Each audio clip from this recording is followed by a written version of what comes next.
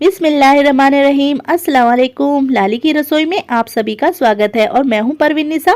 तो चलिए दोस्तों, आज हम बनाते हैं आलू के बहुत ही मज़ेदार से और बहुत ही आसान तरीके से आलू के पराठे।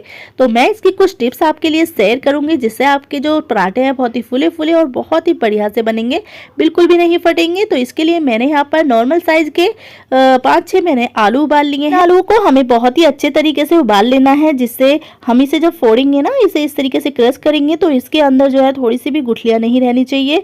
देखिए, मैं इसे फोर्क की हेल्प से अच्छे से तोड़ रही हूँ जिससे कोई भी गुठलियां इसमें नहीं रहेंगी। तो आलू के पराठे बनाने के लिए सबसे पहली जो टिप्स है वो यही है कि आलू को हमें बहुत ही अच्छे से उबाल लेना है जिससे कोई भी गुठलियां इसमें ना रहें। तो यहाँ पर देखिए, आलू हमारे बढ़िया से क्रश हो गए हैं। अब मैंने इसे 2 मिनट के लिए ठंडा करने के लिए रख देना है, क्योंकि अगर मैंने ऐसे ही मसाले इसके अंदर ऐड कर दिए तो ये फटने लगेंगे, क्योंकि ये पानी छोड़ देंगे फिर मसालों के साथ मिक्स होके। तो यहाँ पर देखिए, 2 मिनट के लिए मैंने पंखा चलाकर इन्हें एकदम ठंडा कर लिया है। चलिए अब इसके अंदर कुछ हम मसाले ऐड कर देते हैं। तो इसमें हम बेसिक मसालों की तरह ही ऐड करेंगे। सबसे पहले मैं यहाँ पर 2 छोटा चम्मच के करीब लाल मिर्ची पाउडर ऐड कर रही हूँ। आप अपने स्वाद के अनुसार इसमें लाल मिर्च पाउडर ऐड करना। तो यहाँ पर मैं 1 छोटा चम्मच के करीब नमक ऐड कर रही हूँ और आधा छोटा चम्मच के करीब मैं यहाँ पर हल्दी पाउडर ऐड कर रही हूँ। हल्दी पाउडर ऐड करने से इसका कलर बहुत ही अच्छा आता है। फिर इसके बाद हमें 1 छोटा चम्मच के करीब पिसा हुआ गरम मसाला ऐड कर देना है। आप चाहो तो इसमें चाट मसाला भी ऐड कर देना 1 चम्मच के करीब। फिर इसके बाद मैंने कुछ पत्तियां हरे धनिया की ली हैं और यहाँ पर एक जो फीकी वाली हरी मिर्ची होती है ना, जो कम तीखी होती है, वो वाली मैंने छोटे छोटे पीसेस में कट कर दिया है। तो धनिया और मिर्ची को मैंने एक साथ ही कट करके इसके अंदर ऐड कर दिया है। अब इन सबको मैं अच्छे से मिक्स कर देती हूँ। तो यहाँ पर देखिए, सारी जो फीलिंग है मैंने अच्छे से मिक्स कर दी है, बहुत ही बढ़िया दिख रही है। तो दूसरी टिप्स है इसमें तड़का लगाना। वैसे तो आप आलू के पराठे ऐसे भी बना दोगे तो बहुत अच्छे लगेंगे, लेकिन जब तड़का इसके अंदर जाएगा ना भाई साहब, आप खाते ही रह जाओगे। यानी कि जो भी आपके पराठे एक बार खा लेगा ना, तो सचमुच आपके इन पराठों के फैन हो जाने वाला है। इसके बाद मैंने यहाँ पर लिया है एक फ्राई पैन और मैंने इसमें 2 बड़े चम्मच के करीब सरसों का तेल ऐड कर दिया। वो भी तेल खाना पसंद करते हैं आप वो इसके अंदर ऐड कर सकते हैं। इसके बाद मैंने आधा चम्मच के करीब धनिया और आधा चम्मच मैंने सौंफ ली है, जिसे मैंने अच्छे से कूट लिया है, क्रश कर लिया है। अब इसका तड़का हम इसके अंदर लगा देते हैं। तो यहाँ पर मैं इन्हें तेल के अंदर ऐड कर देती हूँ। इसके बाद मैंने यहाँ पर 1 बड़ा चम्मच के करीब कस्तूरी मेथी ली है, जिसका टेस्ट जो है इतना लाजवाब हो जाने वाला है कि आपके जबान से इसका टेस्ट नहीं जाए। इन सबको हम एक स्पैचुलर की हेल्प से अच्छे से चला देते हैं और जब तक ये अच्छे से रेड नहीं होता इसे हम इसी के अंदर चलाते रहेंगे। 1 मिनट में ही ये अच्छे से रेड सा होने लगेगा। तो हमने जो फीलिंग बनाकर तैयार की थी, अब उस फीलिंग को हमें इसके अंदर ऐड कर देना है और फिर स्पैचुलर की हेल्प से अच्छे से मिक्स कर देना है, ताकि जो आलू की फीलिंग हमने तैयार किया ना, अच्छे तक अंदर तक इसके अंदर जो ये तड़का हमने लगाया है ना, उसका स्वाद अच्छे से बैठ जाए। तो इसी तरीके से हमें इसे दबा दबा कर सारे टेस्ट को, सारा जो मसाला है तैयार किया है, वो अच्छे से मिल जाए। टिप्स भी हमारी यही है, यानी कि आलू के पराठे के लिए तड़का तैयार करना। तो जब आप इस तरीके से आलू की फीलिंग में तड़का लगाओगे ना, तो बहुत ही ज्यादा शानदार आपके आलू के पराठे बनकर तैयार होंगे और टेस्ट में तो इतने ज्यादा लाजवाब लगेंगे कि अच्छे अच्छे रेस्टोरेंट और ढाबे के पराठे भी आपके पराठों के सामने फीके पड़ने लग जाएंगे। तो यहाँ पर देखिए, हमने जो फीलिंग तैयार की है वो बढ़िया से तैयार हो चुकी है। जब भी आपको कचौरी, ब्रेड या समोसे बनाने हो, तब भी आप लोग इसी तरीके से फीलिंग तैयार करना। आपके पराठे, ब्रेड और जो कचौरियां होती है बहुत ही ज्यादा टेस्टी तैयार हो। यहाँ पर जो हमारी आलू की फीलिंग है वो बहुत ही बढ़िया से तैयार हो चुकी है। अब हम इसे 2 मिनट के लिए ठंडा होने के लिए रख देते हैं। देखिए, यहाँ पर हमारी जो फीलिंग है वो अच्छे से ठंडी हो चुकी है। तो अब हम इस आलू की फीलिंग को एक बाउल के अंदर ट्रांसफर कर लेते हैं। तो देखिए, यहाँ पर मैं इस सारी फीलिंग को एक बाउल के अंदर ट्रांसफर कर लूंगी। अब आती है हमारी आटे की बारी। तो मैंने यहाँ पर आटा पहले ही गूंथ लिया है। आलू के पराठे के लिए हमें आटा जो है थोड़ा सा नरम ही गूंथना होता है। जिस तरह आप रोटियों के लिए आटा गूंथते हैं ना, तो उससे थोड़ा सा नरम ही आटा हमें गूंथना है। तो मैंने यहाँ पर आटा पहले ही गूंथ लिया है, वरना तो वीडियो बहुत ही ज्यादा लंबी हो जाती। तो यहाँ पर सबसे पहले मैं यहाँ पर थोड़ा सा आटा जो है वो इस तरह चॉपर बोर्ड पर डाल लेती हूँ। फिर मैंने थोड़ा सा यहाँ पर आटा लिया है, उसकी मैं एक छोटी सी लेई बनाऊंगी। ज्यादा बड़ा आटा नहीं लेना है, एकदम नॉर्मल सा आटा ही लेना है। तो मैंने यहाँ पर छोटा सा लोई ले ली है। अब मैं इसे अच्छे से बेल लेती हूँ। ज़्यादा बड़ी जो है इस लोई को नहीं बनाना है, हमें एकदम हल्के से ही बनाना है, छोटा सा ही बनाना है। क्योंकि जब हम बड़ी लोई बना लेते हैं ना आलू की फीलिंग भरने के लिए, तो क्या होता है बीच में से वो पतली हो जाती है और जब हम इसे फोल्ड करते हैं आलू की फीलिंग भरने के बाद, तो बीच में से वो मोटा हो जाता है।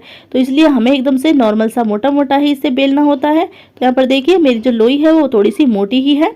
अब इसके ऊपर मैं फीलिंग ऐड करती हूँ। तो यहाँ पर देखिए, मैं 2 चम्मच के करीब इसके अंदर फिलिंग ऐड कर लेती हूँ।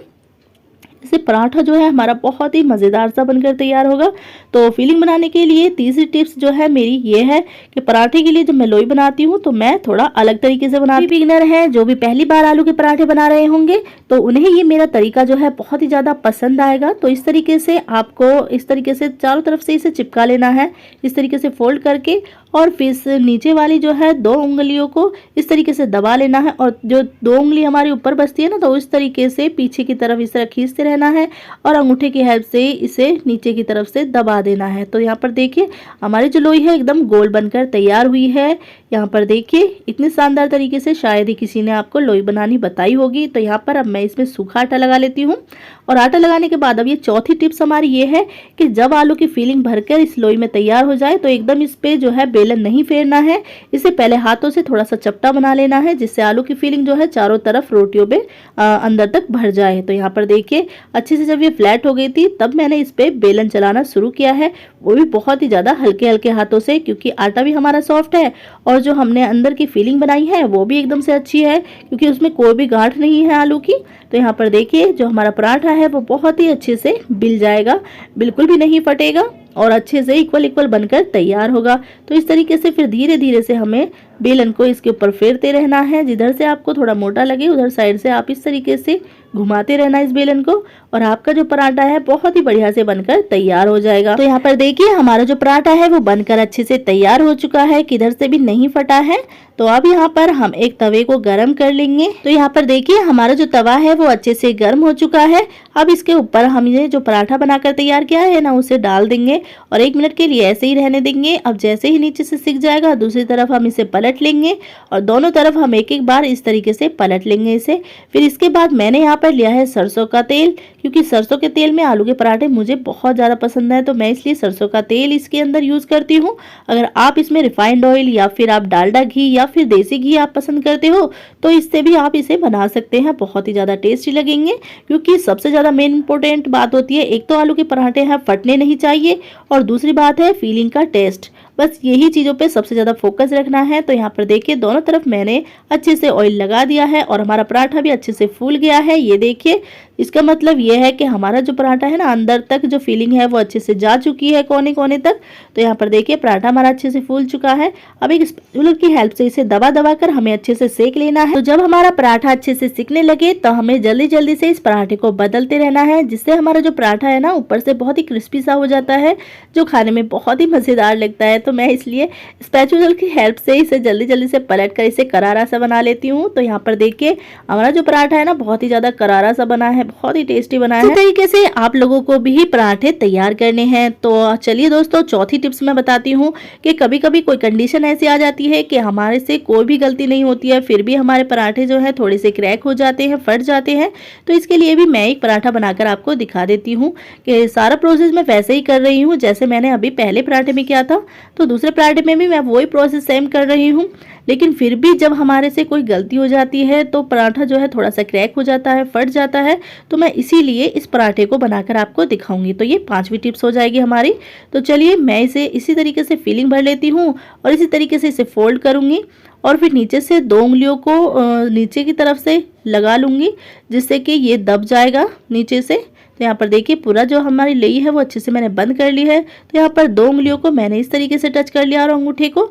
अब 2 उंगली जो ऊपर वाली बचती है इस तरीके से पीछे की तरफ दबाते रहना है और नीचे से फिर इसे जो ऊपर का पार्ट है उसे इस तरीके से दबा देना है हमें। अब इसे सही से हमें गोल कर लेना है, फिर इसे सूखे आटे पर लगाना है और फिर अच्छे से इसे बेल लेना है धीरे धीरे, उसी प्रोसेस से जिस तरह मैंने और पराठे बेले थे। तो इस लेई को बेलने से पहले हमें पहले वाला प्रोसेस करना है, क्योंकि हाथों से पहले इसे हमें दबा लेना है अच्छे से, जिससे कि हमारी जो ये लोई है वो अच्छे से चपटी हो जाए। क्योंकि अगर हम इसे चपटा नहीं करेंगे तो ये उभरी उभरी सी होगी और जब इसके ऊपर हम बेलन को फेरते हैं ना तो ये फटने का डर होता है। तो इसलिए मैंने चारों तरफ से चपटा कर लिया है। अब मैं इसे बेलन की हेल्प से धीरे धीरे से बेल रही हूँ, लेकिन फिर भी थोड़ा बहुत क्रैक अगर आ जाता है आपके पराठों पर तो मैं वो वाला तरीका आपको बताऊंगी कि आपको कैसे उसे ठीक करना है। तो यहाँ पर देखिए मैं उसी तरीके से इसे बना रही हूँ, लेकिन धीरे धीरे देखिए आपको दिख रहा होगा कि धीरे धीरे ये थोड़ा थोड़ा सा ऊपर से क्रैक सा हो रहा है, धीरे धीरे फट रहा है थोड़ा थोड़ा। तो मैं इसी तरीके से आपको दिखाती हूँ कि आपको इसे मैनेज कैसे करना है। तो यहाँ पर देखिए मैं पहले सबसे पहले थोड़ा सा सूखा आटा लगा लेती हूँ, क्योंकि यहाँ पर ये थोड़ा सा क्रैक हो गया है। तो आपके साथ भी जब ऐसा हो ना कि आपका जो पराठा है थोड़ा सा क्रैक होने लगे, तब आप उसके ऊपर थोड़ा सा सूखा आटा लगाएं। तो अब मैं इसे थोड़ा सा और बड़ा करके दिखाता कि आपके पास भी ये कंडीशन अगर आ जाए तो आपको मैनेज कैसे करना है। तो यहाँ पर बड़ा सा जो क्रैक है वो आ गया है। तो इसके लिए सबसे पहले हमें अपने तवे को अच्छे से गर्म कर लेना है और उसके ऊपर हमें लगाना है ऑयल। अगर आपका तवा है नॉन स्टिकी तब भी आप यही वाली टिप्स यूज करना, और अगर नॉन स्टिकी नहीं है तब भी ये जो टिप्स है बहुत ज्यादा काम आएगी। तो जहाँ से हमारा पराठा यहाँ से फट गया था उसी तरीके से उसी तरफ से हमें इसे तवे पर डालना है, और ये बिल्कुल भी नहीं चिपकेगा तवे पर। क्योंकि ऐसा ही होता है ना कि खासकर जब हमारे पराठे क्रैक हो जाते हैं तो हम जब तवे पर डालते हैं तो तवे पर ही चिपक तवे पर पराठा चिपकने के बाद हमारे पराठे का हो जाता है सत्यानाश। तो ऐसा अब नहीं होगा अगर आप ये टिप्स यूज करोगे। तो यहाँ पर देखिए दूसरी टाइप से भी हम इस तरीके से बदल लेते हैं इस पराठे को, और अच्छे से इस पर हम ऑयल लगा देते हैं। तो इसी तरीके से हम इसे स्पैचुलर की हेल्प से फिर दबाते दबाते सेक लेंगे, और किसी को पता भी नहीं चलेगा कि आपका पराठा जो था यहाँ से थोड़ा क्रैक था। तो अभी मैं आपको दिखा देती हूँ कि कहाँ से आपका पराठा क्रैक था। तो यहाँ से मैं दिखा रही हूँ ना, यहाँ से आपका पराठा क्रैक है, पर किसी को पता भी नहीं चलेगा। क्योंकि जब चिपक जाता है तवे पर और वो और ज्यादा खुल जाता है पराठा, तब दिखता है कि आपका पराठा फट गया था। यहाँ पर देखिए पराठा हमारा फूल भी रहा है और बहुत ही बढ़िया से सिककर तैयार हो गया है। देखिए किसी को भी नहीं पता चलेगा कि आपका पराठा फट गया था। तो मैं दिखा देती हूँ फिर से आपको, ये रहा जो भी आपका पराठा खुल रहा था थोड़ा थोड़ा, तो बिल्कुल भी नहीं दिखेगा किसी को। जैसे जब भी आपका पराठा थोड़ा बहुत क्रैक हो जाता है, फट जाता है, तो इस टिप्स का यूज करके आप सारे पराठों को एकदम नॉर्मल तरीके से बना सकते हैं बिना घबराए। तो इस तरीके से अब हम नॉर्मल तरीके वाले पराठे बना रहे हैं फिर से। तो यहाँ पर देखिए मैं 3 पराठे बनाकर आपको दिखा रही हूँ, क्योंकि जितने की मुझे जरूरत है अभी मैं उतने ही बना रही हूँ, बाद में मैं और बाकी के पराठे बना ले। तो इसी तरीके से हमें ये तीसरा पराठा भी बनाकर तैयार कर लेना है। इस तरीके से ऑयल लगा लेना है, उलट पलट करना है, और फिर स्पैचुलर की हेल्प से इसे दबाते दबाते हमें सेकना है, जिससे बहुत ही क्रिस्पी सा और फुला फुला बनता है, जो बहुत ही ज्यादा टेस्टी लगता है। फिर इसे आप चाय के साथ खाएं, सॉस के साथ खाएं, या फिर दही के साथ खाएं, बहुत ही ज्यादा टेस्टी लगते हैं। तो दोस्तों अगर आपको हमारे पराठे और पराठे बनाने की जो टिप्स हमने आपको बताई है वो अच्छी लगी हो तो प्लीज एक लाइक कर देना, और हमारे चैनल को भी जरूर सब्सक्राइब कर देना। आपको ऐसी ही मजेदार रेसिपी मिलती रहेंगी। Bye bye.